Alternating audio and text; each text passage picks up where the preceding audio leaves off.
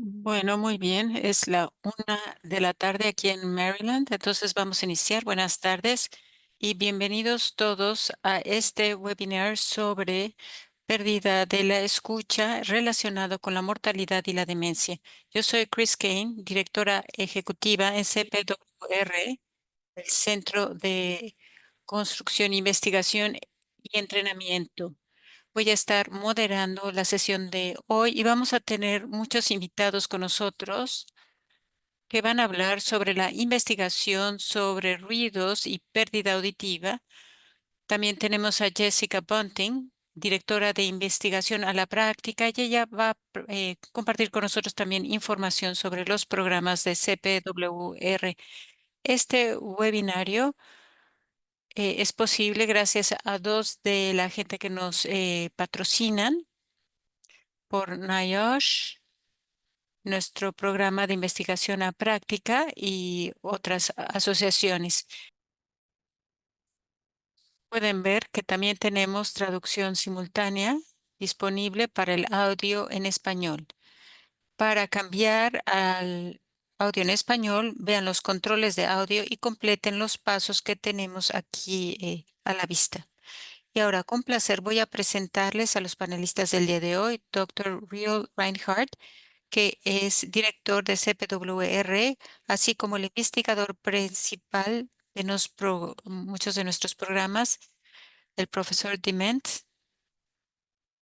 que es profesor en el área de medicina ocupacional en la Universidad de Duke y un epidemiólogo y higienista industrial, doctora Varian Clarent, que trabaja en la Universidad de Maryland en el área de medicina y es directora médica de BTM. Y como dije, Jessica Bunting es directora del área de investigación a la práctica de CPWR.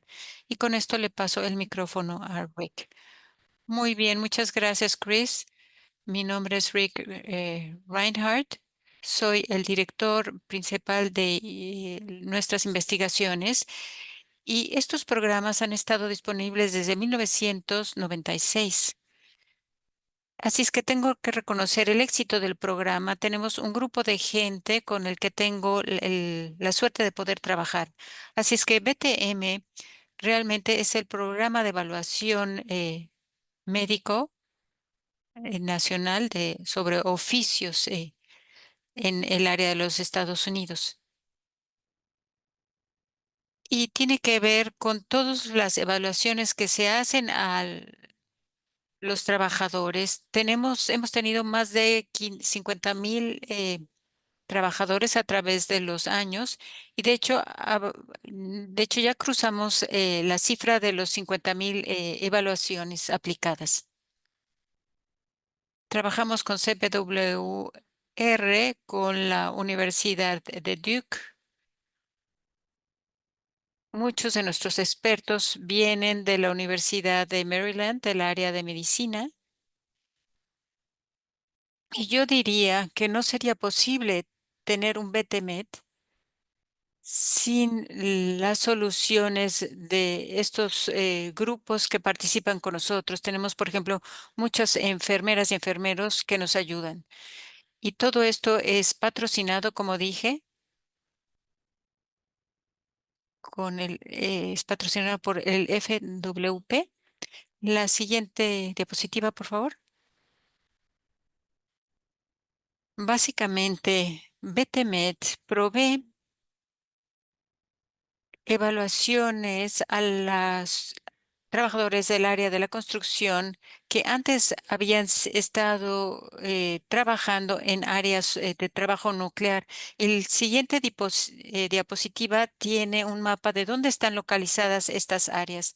La mayor parte son subcontratistas debido a la naturaleza de la construcción misma y incluyen prácticas de mantenimiento, renovación, etcétera. Y puse aquí trabajadores anteriores entre comillas porque aunque la cohorte tiene que ver con trabajadores más grandes, más viejos, sí tenemos algunos cuantos que son más jóvenes. Y debido a la forma en la que teníamos las definiciones anteriormente, decíamos que si alguien trabajaba en un sitio que nosotros manejábamos, un sitio de DOE, y luego trabaja en otro lado, bueno, seguíamos considerándolo como un miembro del DOE y podía entrar en nuestros estudios. Así es que este es un mapa de todas las áreas que cubrimos. Comenzamos en 1996 y ha crecido de 2 a 35. En este mapa, los puntos azules muestran los sitios en donde tenemos oficinas, tenemos personal y tenemos gente fabulosa que continuamente está reclutando y promocionando nuestros programas para que la gente sepa de este servicio médico gratuito que tienen a disposición. Y este de aquí es un mapa de los Estados Unidos con todos los proveedores que dan servicios médicos. Tenemos 225 puntos y tenemos por lo menos un proveedor en cada estado de los Estados Unidos. Y este mapa muestra el número de evaluaciones que hemos hecho por estado. Y realmente quería mostrar esto simplemente para que vean que realmente es una cuestión nacional. La siguiente. Entonces, como 85% de nuestra cohorte son del área de la construcción y aquí tenemos el análisis por ocupación. También tenemos como 15% que no son del área de construcción. Estos serían gente de administración, científicos, gente de seguridad. Y a través de los años, sobre todo para investigación, esto ha sido muy importante porque nos ha dado la oportunidad de tener un grupo de comparación interna y nos permite ver las diferencias en cuanto a los resultados en el área de salud, de los que están en el área de la construcción en comparación con los que no están en el área de construcción. Entonces, hemos publicado muchos artículos a través del tiempo. Tenemos como 27, 28 en varias revistas. Y si ustedes van a nuestra página, btmed.org, van a poder obtener información sobre el programa en general, pero también pueden tener acceso a los distintos artículos. Y si alguien está interesado y quiere una copia del manuscrito completo, por favor, con toda facilidad y con toda confianza nos pueden mandar un correo electrónico. Y los dos artículos que tenemos en la izquierda son los más recientes y son a los cuales les voy a dedicar la atención el día de hoy. Y con esto vamos a pasarle el micrófono al doctor John Dement. Gracias, voy a compartir mis diapositivas. Tengo un poco de dificultad con esto. Bueno, no sé si es visible. ¿Pueden ver mis diapositivas? Sí, se ve bien. Bueno, es un placer estar aquí el día de hoy para hablar con ustedes sobre algo de la investigación que hemos llevado a cabo en nuestros programas, a través de nuestros programas BTMed. Entonces, mi objetivo el día de hoy es presentarles datos sobre la prevalencia que existe entre los trabajadores del área de construcción y tenemos un grupo de comparativo internamente. Entonces, parte de esta información va a estar siendo presentada de forma comparativa. También vamos a hablar sobre mortalidad y nosotros no somos los únicos que revisa este tipo de temas. La mayor parte de la investigación tiene que ver con pérdida de la audición relacionada a la edad y no relacionada con la ocupación. Y nosotros vamos a presentar también información de la mortalidad actual y un análisis de la misma información. Nosotros hicimos una publicación basada en alrededor de 21,000 participantes en 2011 y definimos la pérdida de audición definida como una pérdida de la capacidad de escucha en base a decibeles. Tenemos que esta pérdida era desde 500 a 4,000 Hertz y una pérdida de alrededor de 20 decibeles en comparación con el otro oído, el que escuchaba mejor. Y aquí tenemos las tasas de pérdida de la audición por oficio del área de construcción. Y nuevamente, al tener una comparativa entre grupos, vemos que hay diferente exposición al nivel de ruidos. Es decir, que estos grupos comparativas no quiere decir que no estén expuestos a sonidos, pero el nivel del sonido es menor. Y las tasas de peligro que comparan a los trabajadores del área de construcción contra el otro grupo de referencia muestra que en el área de construcción hay alrededor de un 75% de riesgo mayor. Y esto es después de ajustarlo por edad, por fumadores, no fumadores y por género. Hoy en día estamos hablando de pérdida de audición en un rango que está típicamente relacionado con el habla, y esto es de 400 a 5000, creo, Hertz. Aquí tenemos los rangos predominantes y este es el significado. Por ejemplo, en BTMET, entre los participantes de BTMET, si lo dividimos por categoría de edad, tenemos estas curvas. Una cosa importante es que la exposición al ruido puede llegar hasta 8000. Esto sí se puede ver, pero pueden ver que cuando la población comienza a envejecer, esta tendencia va para abajo. Y esto es porque la edad comienza a ser muy relevante también. Entonces tenemos un efecto combinado de exposición y edad. Esta es la pérdida de audición por edad en una cierta población.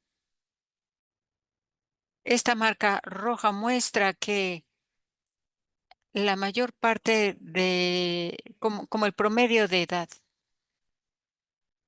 del cohorte o del grupo. Hemos hecho también una publicación, de hecho, que sacó NIOSH, y ahí se predecía la pérdida de audición en base a edad y en base a los datos que teníamos y en base también a la exposición ocupacional. Hay dos cosas importantes aquí a saber. Este patrón aquí tiene que ver con la pérdida de audición total, pero si tomamos la línea mayor y le restamos la menor, tenemos esta línea que es la pérdida de audición por la exposición eh, en el área de trabajo.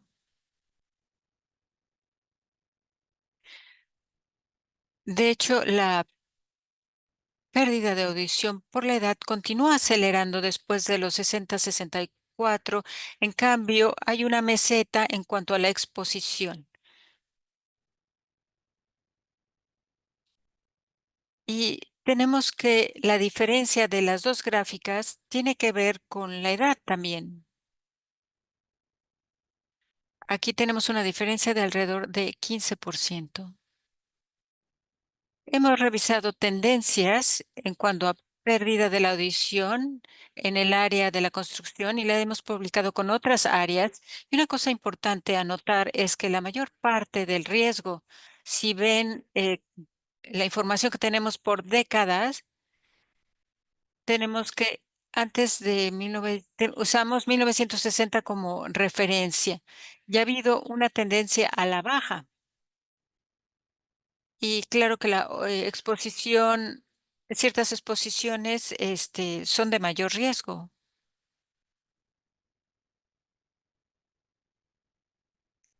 En general, la pérdida de audición ha bajado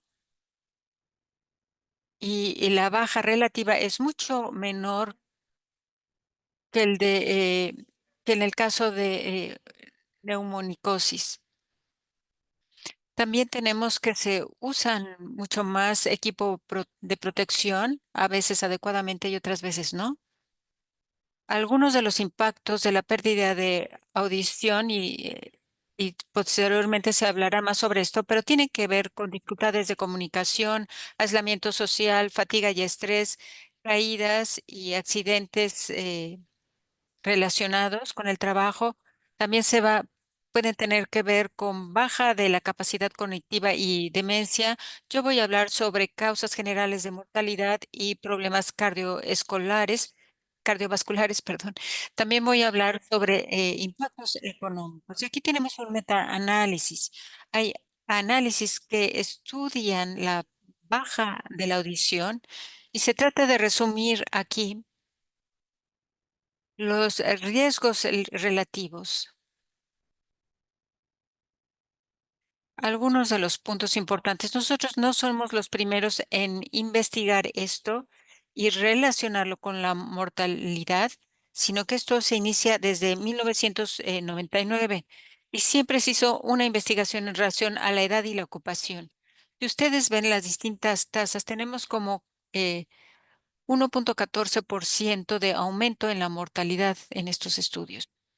Vamos a hablar un poco sobre nuestros datos que se acaban de publicar recientemente. El estudio de mortalidad evaluaba la relación entre pérdida de la audición y mortalidad. También tratábamos de controlar el estudio para otros factores. También veíamos el impacto del uso de ayudas para la audición, pero la población general era como de 19,000 trabajadores y tuvimos alrededor de 5,000 muertes y esto fue a partir de, perdón, hasta el año 2021. La pérdida tenía que ver con las mediciones de el mejor oído contra el otro y esto tenía que ver con una diferencia de 25 decibeles. La razón de esta diferencia es que esto es lo que se utilizaba en otros estudios y otras investigaciones. Hicimos muchos estudios que consideraban distintos modelos y los ajustamos para comparar los riesgos. Estas son las curvas de sobrevivencia relacionadas con líneas de escucha. Aquí tenemos gente que no tiene nada de pérdida de escucha. En la segunda línea tenemos pérdida relativa y en la de más abajo tenemos pérdida moderada a profunda. Y esto sugiere que puede haber un nivel y después de que se parte a cierto nivel de pérdida de audición, los efectos de la mortandad parecen como nivelarse.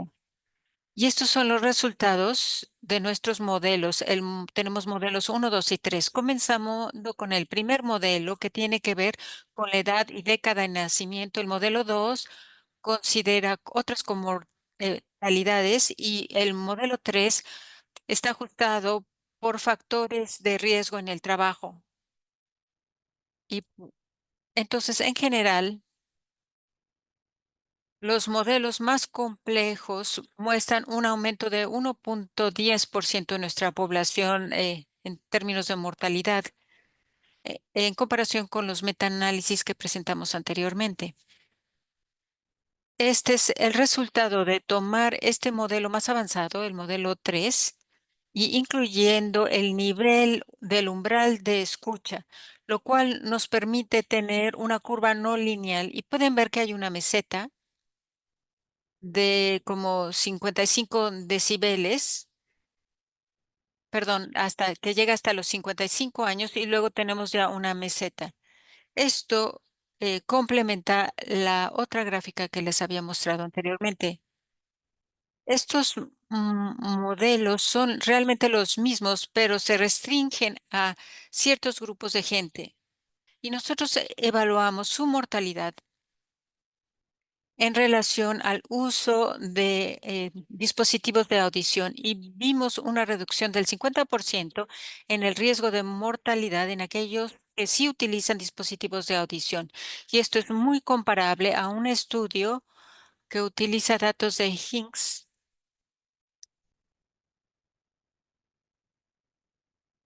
Y aquí una cuestión interesante es que si ustedes quieren medir el impacto en la población, pues hay que medir las tasas, las tasas del riesgo. Y la pérdida de audición es comparada con la edad, pero nuestra población tiene una prevalencia de pérdida de audición mucho más grande en comparación con la población en general. Así es que nuestra estimación, nuestro riesgo en esta población es alrededor de 3%.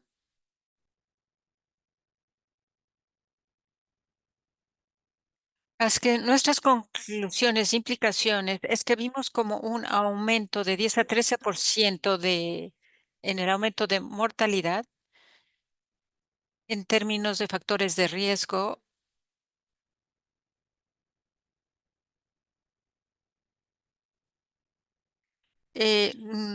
Hay muchas políticas relacionadas con esto y sabemos que hay ciertas exposiciones a ambientes auditivos que tienen un impacto muy, muy fuerte y sabemos que el tema de la compensación también es importante aquí para los trabajadores.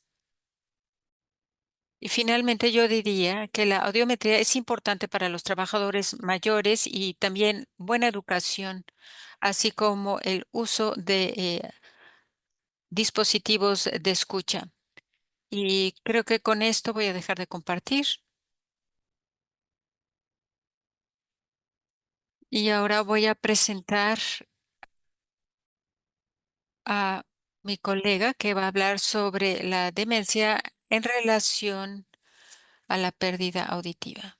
Voy a compartir mi pantalla. Tenemos a Marianne Floren. Bueno, no estamos viendo la diapositiva. Un segundo. Parece que no estás compartiendo aún.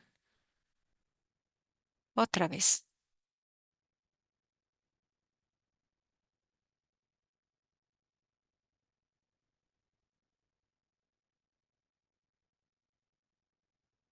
Ahora sí.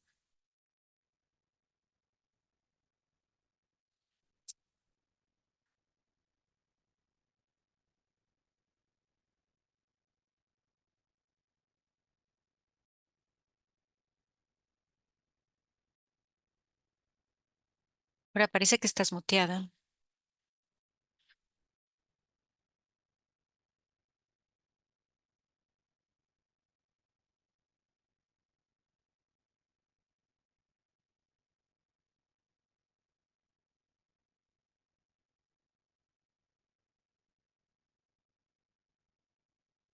Un segundo.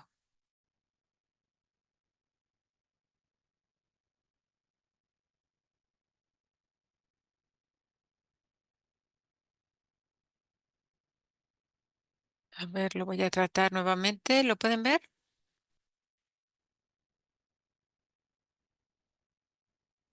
Parece que o me escuchan en mí o escuchan el clic. Bueno, en fin. De cualquier forma, gracias a todos. Gracias por la oportunidad de poder presentar esto. El crédito es del doctor Dement por todo el análisis. Y esta es una continuación de la otra presentación. Quiero brevemente revisar lo que sabemos ya sobre demencia en relación a la pérdida de la audición. Esto lo mencionó al pasar el doctor Dement, pero vamos a hablar sobre las asociaciones y la prevalencia, qué tan común es esta asociación y también vamos a hablar sobre la incidencia, cuál es el riesgo de desarrollar la demencia cuando uno tiene una pérdida de audición entre los grupos participantes. Y vamos a pensar qué significa esto en términos de prevención, porque una cosa es perder la audición, pero hay otras implicaciones. Puede ser que tenga que ver con que uno se muera antes o con que desarrolle demencia. Se compartió un artículo en el chat y está abierto a que todos los puedan revisar y ver la información. Entonces, la investigación de evidencias eh, en relación a la conexión. Tenemos que la pérdida de audición es muy común en la población de los Estados Unidos, que llega hasta alrededor de 22%. Entonces, como se dijo, la mayor parte de la investigación, o casi toda, relaciona la pérdida de la audición a la demencia y se basa en estudios relacionados con la edad. no se le ha dedicado tanta atención a la pérdida por ocupación. Sin embargo, una cuarta parte de la pérdida de audición se relaciona con factores de ruido ocupacional. Y esto es muy importante a nivel epidemiológico.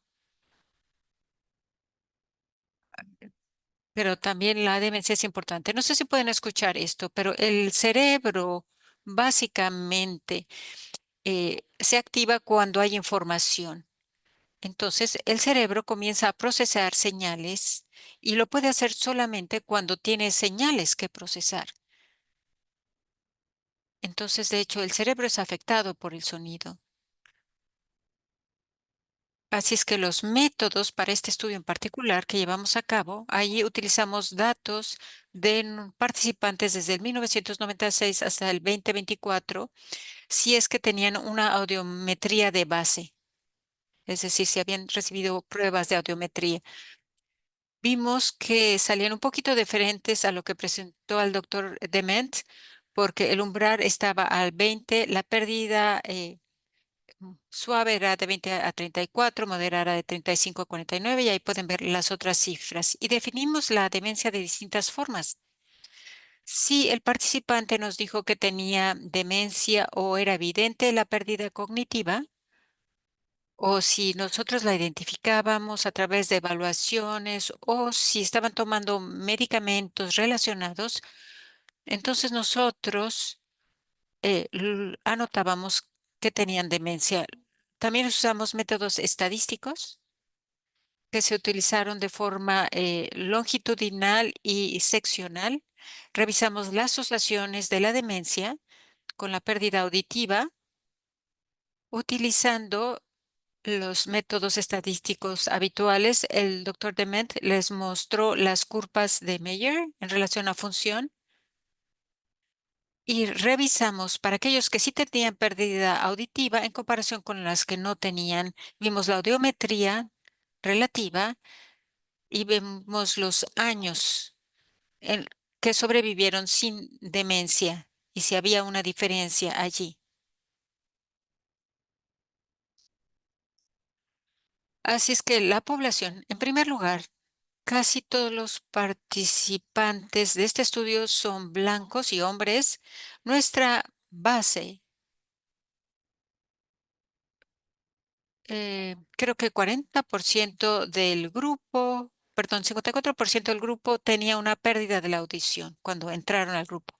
Comenzamos con alrededor de 25,000 trabajadores y luego hubo 211 con demencia prevalente.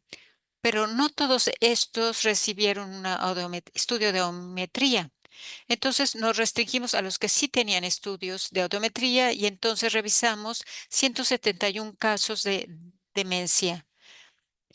Ellos vinieron y les hicimos una prueba y entonces identificamos demencia en estos casos.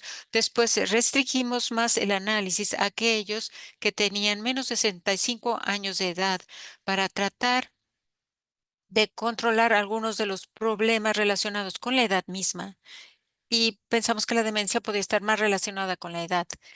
Entonces tratamos de aislar los factores de demencia. Entonces teníamos gente de 65 años o menos y queríamos ver cuánta demencia se presentaba y eso nos llevó a 80 casos. Así es que los resultados vemos que hay una asociación significativa a nivel base de pérdida de la audición con la demencia. Había un riesgo mayor de demencia, como mencionamos, y también si uno piensa en la pérdida de auditiva en relación a la audición, vemos que hay un aumento de la demencia de alrededor de 1,11% por cada incremento en decibeles, para cierto factor de incremento en los decibeles que mostramos ahí.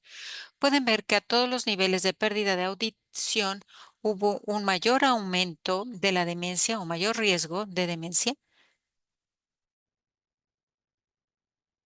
Si los juntan todos, sin pérdida de audición, el riesgo es de 1,88. perdón, uno. Sería el factor de riesgo sería de uno y con cuestiones de problemas de audición sería 1.00. Tenemos esta gráfica que muestra la duración de la vida en relación a la demencia y aquí se muestra el tipo de demencia o el tiempo en el que no se identificó la demencia y cuando sí se definió. La línea de arriba tiene que ver con aquellos que no tuvieron pérdida de la audición y los de abajo tiene que ver con los que sí tuvieron pérdida de la audición. Y pueden ver que la demencia es mucho mayor acá. En los análisis longitudinales revisamos, en este caso no tuvimos resultados estadísticamente significativos, pero el riesgo era de alrededor de 1.60%. Entonces concluimos que sí había una relación ocupacional y sabemos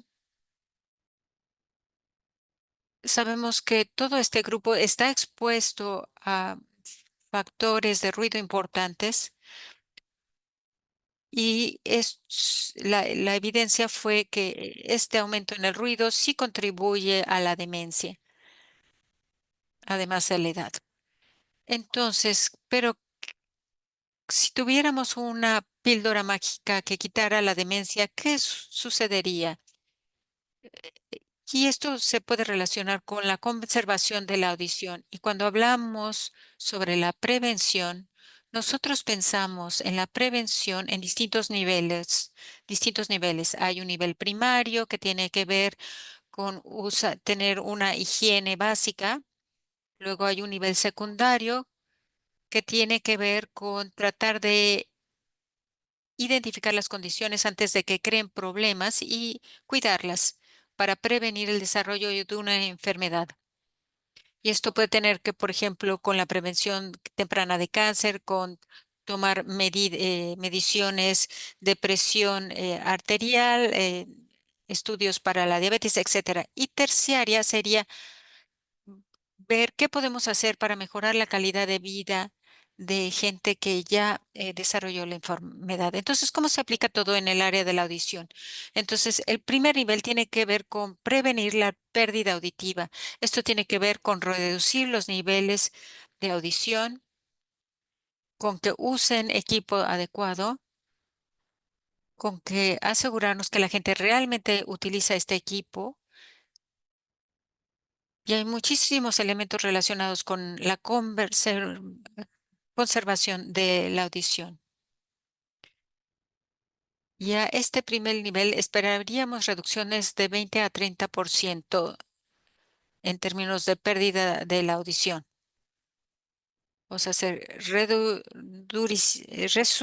reduciría esto por 20 a 30%. Y luego tenemos distintos estudios a nivel secundario que tiene que ver con identificar la pérdida temprana de la audición. Aquí tendría que ver con hacer estudios de audiometría para ver qué podemos hacer, para ver por qué están teniendo estas pérdidas y si hay algo que se puede hacer para mejorar las condiciones y para proteger su audición. Y luego este nivel secundario puede relacionarse con reducciones de 15 a 30%. La prevención terciaria sería tratar la pérdida auditiva para prevenir la demencia, porque hay estudios que muestran que utilizar dispositivos de audición reduce el riesgo de desarrollar demencia. Entonces, ¿cómo podemos tener estos dispositivos? Mucha gente dice que hay que tener diagnósticos de prueba, pero también hay que tener acceso a dispositivos de audición baratos, accesibles. Y esto tiene que ver con cómo pensamos en el país sobre a qué le, a qué le invertimos dinero y a qué no, o cómo pagamos por las cosas. Entonces hay que identificar formas en las que la gente puede tener acceso a estos dispositivos a través de programas para los trabajadores. Y podríamos esperar aquí una reducción del 20% de la demencia en base al tratamiento efectivo de la pérdida de audición. Bueno, esta es mi última diapositiva, pero quiero dejarles con cierto alimento para que piensen las cosas y podemos charlarlo después. Muchas gracias. Tengo algunas otras diapositivas por aquí para compartir con ustedes. Creo que hay muchísimas preguntas sobre esta investigación tan importante. Entonces, antes de meternos a las preguntas y respuestas, quiero hablar un poquito sobre la prevención y nuestros programas de entrenamiento que tenemos disponibles sobre este tema. Así es que muchos de ustedes quizá ya estén familiarizados con nuestros programas de prevención de pérdida de audición. Tenemos este estudio inicial que inició hace muchos años y fue desarrollado en el 2018. Terminamos haciendo muchísimas evaluaciones con trabajadores y sindicalistas para revisar las fallas en cuanto al entrenamiento y protección de la audición. Y lo que descubrimos a partir de estas evaluaciones, entre otras cosas, fue que los trabajadores se beneficiaban del entrenamiento, pero no siempre retenían lo que aprendían. Es decir, la mayor parte de las veces se les olvidaba. Entonces, nos dimos cuenta que por ello, ellos necesitaban un entrenamiento recurrente y los entrenadores también necesitan tener más recursos de entrenamiento. Así es que, en respuesta a esto, nosotros nos juntamos junto con la gente de entrenamiento y desarrollamos un programa de 3 partes que puede ser adaptado fácilmente en distintos lugares. Así es que la primera parte tiene que ver con un módulo de 1 hora. Esta es la versión más completa. Les da a los instructores materiales para cubrir una clase de 1 a 2 horas y que incluye OSHA 30 y luego el módulo de 30 minutos es una versión más condensada de la misma clase y trata de cumplir con los entrenamientos de OSHA de 10 horas. Para aquellos de ustedes que ya dan entrenamientos o que quieren refrescarse o dar un refrescamiento en el área de trabajo, sacamos ciertos componentes del programa y los dividimos en pequeños ejercicios. Después de completar el entrenamiento de 1 hora, y de considerar los otros programas, los entrenadores van a poder entrenar por qué la pérdida de audición es un tema importante.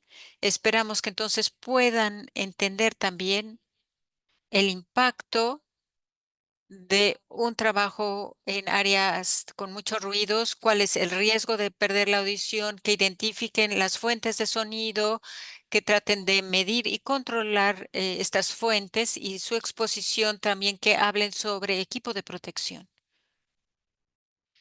Así es que el programa ya ha estado fuera en el campo por muchos años. Generalmente hemos obtenido buena retroalimentación, pero nosotros nos queríamos meter en un proceso de evaluación a mayor profundidad por varias razones. La primera es que queríamos ver si era efectivo en términos de enseñarle a la gente sobre la pérdida de la audición. La segunda parte relacionada es que nuestro programa de 2RP quería ver si había programas similares que pudieran ser útiles y que podíamos revisar a nivel investigativo otro tipo de riesgos. En base a eso, revisamos el programa, su aplicabilidad con el apoyo de TrueNet, nuestra red de investigadores y entrenadores de CPWR. Nos apoyaron mucho y entonces eh, trabajamos también con los entrenadores de la red.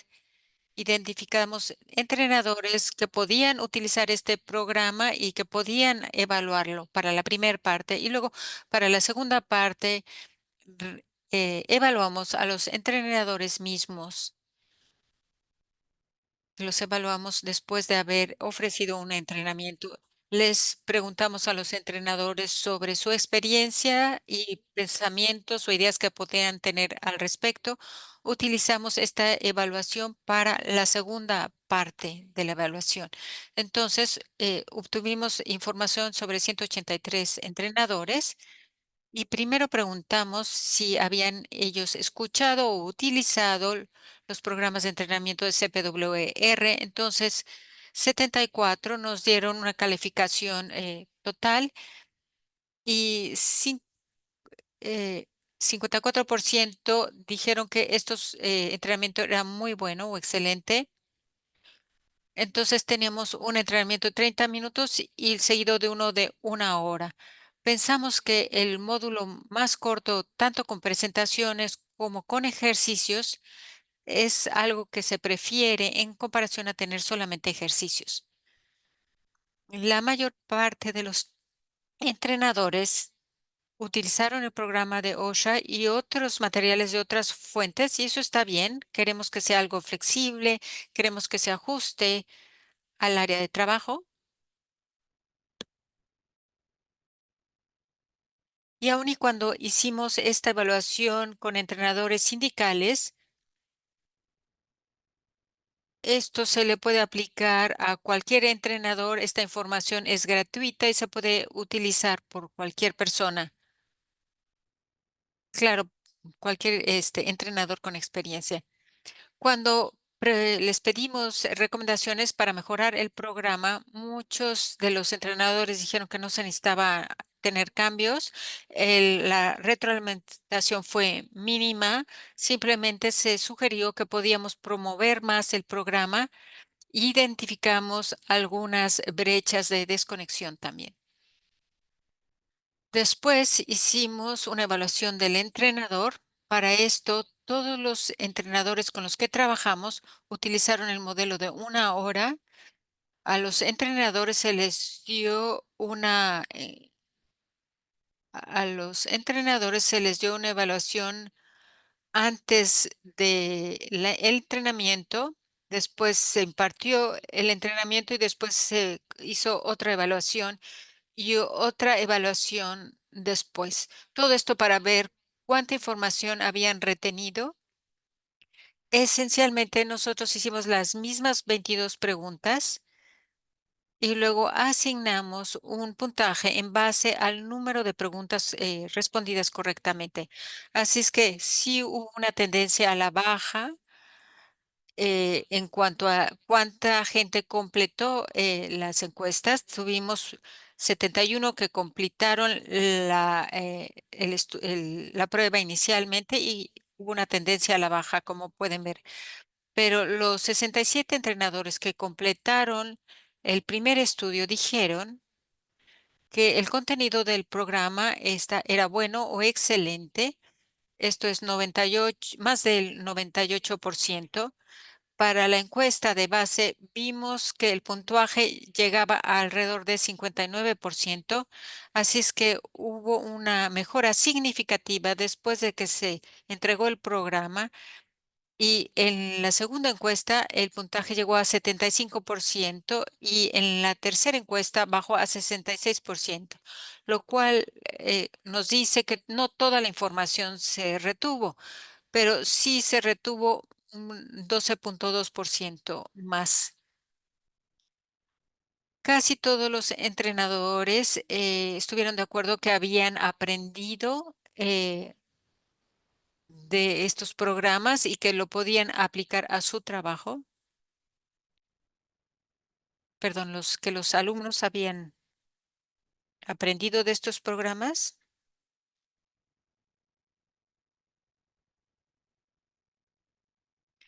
La mitad de esta gente dijo que utilizaba más el equipo de protección, así es que esto fue algo fabuloso. Y después cuando preguntamos a los participantes sobre los distintos componentes, la mayoría nos dijo que los videos eran la parte más útil.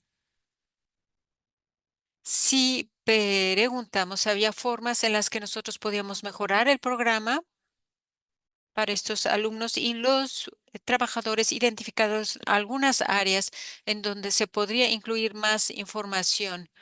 Sobre todo querían tener más información científica sobre la pérdida de la audición y tinnitus, cómo utilizar la protección y cuáles son los riesgos y por qué son importantes. Así es que en base a esto, nosotros actualmente estamos revisando el programa para identificar desconexiones y algunas cuestiones que necesitan ser corregidas de forma inmediata. También queremos revisar el contenido para hacer otro tipo de mejoras, como hacer conexiones en relación a la mortalidad y demencia, como lo que hemos visto el día de hoy. Pero, mientras tanto, continuamos promoviendo este programa para tratar de proteger en esta área y tratamos de apoyar investigaciones que tengan una naturaleza similar. Y esto, y esto para hablar de nuestros programas de R2P, no sé si los conozcan, pero tenemos programas de radiación, tenemos programas de protección en otra serie de áreas que están públicamente disponibles. Ahí tenemos guías y presentaciones disponibles para ustedes. Bueno, terminando con esto, le voy a pasar el micrófono nuevamente a Chris. Gracias, Jess. Bueno, antes de este webinario, nosotros los autores que presentamos, Jeff y yo, hablamos sobre las preguntas que surgieron en el proceso de registro. Y tenemos preguntas que realmente son el resumen de una serie de preguntas que recibimos. Había muchas preguntas que tenían que ver con la relación entre la demencia, la edad y otros temas. Algunos tienen que ver con la exposición a tóxicos, solventes o solventes que causan pérdida de la audición. Otra cosa tenía que ver con SNIAS y demencia o asociaciones con eh, presión arterial y demencia, etcétera.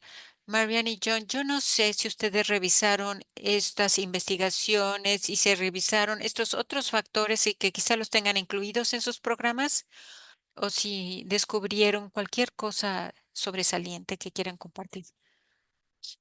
Yo voy a responder en relación a los datos de los modelos. Sí consideramos muchos de esos factores de riesgo que mencionaste, como presión arterial, historia de problemas cardiovasculares, enfermedades, etcétera. Lo ajustamos para todos estos puntos en nuestro análisis, así es que sí los consideramos. Nuestros resultados realmente representan lo que nosotros pensamos que son los efectos independientes de la pérdida de la audición en el trabajo, por lo menos en relación a las comorbilidades que tenemos en nuestra información. También incorporamos medicamentos que podrían tener un impacto en la pérdida de la de audición. En relación a los solventes o materiales tóxicos, estos análisis solamente revisaban la pérdida de la audición, pero hemos publicado otros artículos en donde generamos un índice de exposición a solventes orgánicos y vimos esa relación con pérdida de la audición. Sí vemos que hay una relación dentro de BTM y que se reporta frecuentemente, o sea, una lista de ciertos solventes orgánicos es reportado. Así es que yo no sé si con esto ya respondí todas las preguntas. Creo que sí. Y como dije, realmente este es un resumen de distintas preguntas. Oh, gracias, John. Otra de las preguntas que entró antes del webinar es la relación entre la pérdida de la audición, la mortalidad y la demencia. ¿Qué estrategias podemos tener más allá del uso de equipo de protección? Bueno, gracias. Voy a tratar de responder. Yo creo que la mayor parte de nosotros sabemos que consideramos PPE como la forma menos efectiva de aminorar la pérdida de la audición. y mucha gente no quiere utilizar equipo de protección, no quiere usar tapones todo el día o lo que sea. Pero sí es muy importante cuando es un trabajo de exposición. Pero la mejor forma es realmente reducir la exposición a la fuente de ruido. Esta sería la prevención primaria. Hay un buen ejemplo de cómo se puede lograr esto desde el punto de vista de los trabajadores, pero lo escribe NIOSH como un programa silencioso. Y este es un programa que ya ha estado disponible por mucho tiempo, pero básicamente, en resumen, trata de fomentarle a las compañías que compren equipo más silencioso para reducir la exposición al ruido. Y finalmente, la meta es tratar de hacer que los fabricadores de equipo diseñen equipos más silenciosos y que esto se dé a partir de una demanda generada por la industria. Entonces, es la prevención por diseño, que es una iniciativa de NIOSH. Hay otras formas de tratar de reducir el sonido, por ejemplo, reducir la cantidad de tiempo que los trabajadores están en una área de mucho ruido, pero estos tipos de programas son más difíciles de aplicar y no son muy efectivos. Así es que más bien a mí me gustaría que la gente checara los programas de NIOSH que tenemos. Lo voy a poner en el chat para que los que tengan la pregunta revisen esta información. Hay mucha información muy útil y realmente tiene que ver con la prevención primaria. No sé si con esto respondí. Vi que alguien preguntó que si incluimos esta cuestión de equipo silencioso. Bueno, sí, en nuestros programas tenemos incluida esta información, así es que sí, sí está cubierto también en las diapositivas. Gracias. En cuanto a los estudios tempranos de mortalidad o de mortandad, creo que, John, tú dijiste que si el uso de dispositivos de audición era una estrategia de prevención en relación a la muerte para aquellos que sí tenían pérdida de la audición. Creo que dijiste eso.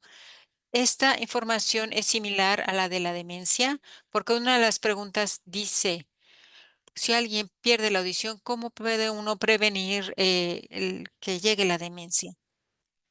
No sé si se compara. La respuesta es,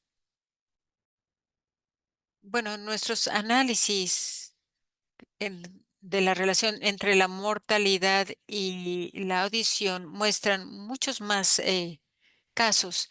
Así es que creo que eran como 83,000 personas que tenían una pérdida de la audición a la entrada y a través del tiempo, longitudinalmente,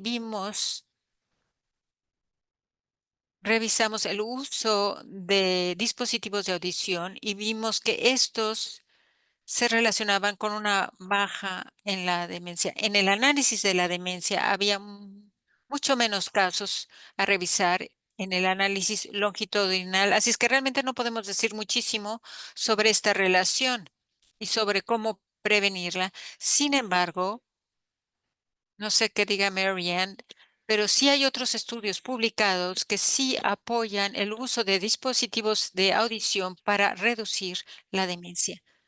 Sí, eso es lo que yo hubiera dicho. Es lo que yo hubiera dicho. Y Marianne, y en términos de dispositivos de audición,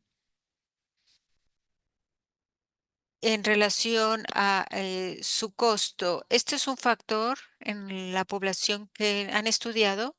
Bueno, nosotros sí preguntamos y creo que se han vuelto más baratos estos equipos y creo que la educación al respecto podría ser de utilidad. Creo que la gente quizá podría usar más el equipo si sabe sobre esto, este tipo de equipos. El problema de nuestros programas es que no incluyen esta información o no la incluyen en programas continuos. Así es que yo creo que se debería de ver un cambio en esto, dado el alto costo de la demencia. Bueno, y relacionado a lo que el paso de pérdida de la audición a demencia. Hay un periodo de tiempo en el que podemos revisar o que han visto en sus resultados. Realmente no tenemos buenas respuestas para esto. No tenemos información tan precisa porque este es un problema gradual y el problema con la pérdida de audición en el trabajo es que pues se puede dar tempranamente y entonces podemos anticipar que la demencia también se dé más a nivel temprano y que no esté tan relacionada con problemas de edad. Se hizo otra pregunta en vivo y también antes del webinar y tenemos la idea de que si hay cierta relación entre la pérdida de la audición, la demencia, el aislamiento, la depresión y suicidios potenciales en el área de la construcción. Tenemos que hay un nivel de suicidios increíble en esta área y esta es una pregunta que no sé si ha sido respondida por los científicos y me gustaría que los investigadores que nos escuchan puedan proponer algún estudio de este estilo, porque yo sospecho, si yo tuviera que sacar una hipótesis, yo diría que mi hipótesis de que podría decir que muchas de los suicidios en nuestra área pueden tener que ver con este problema de la audición. Sin embargo, no tengo los datos para poder probar esto. Bueno, con esto creo que vamos a terminar este webinar. Tenemos muchas más preguntas, las tenemos todas registradas y las vamos a utilizar para informarnos para webinarios futuros, pero creo que en este momento es tiempo de ir cerrando. No sé si tienen comentarios finales. Los panelistas, no sé si tienen algún comentario final que quieran compartir. No. Bueno, entonces quiero agradecerles por participar y estar aquí el día de hoy. Revisen en los reportes de este webinar donde vamos a anexarles todas las ligas que comentamos. Gracias a todos los participantes el día de hoy por conectarse. Muchas gracias.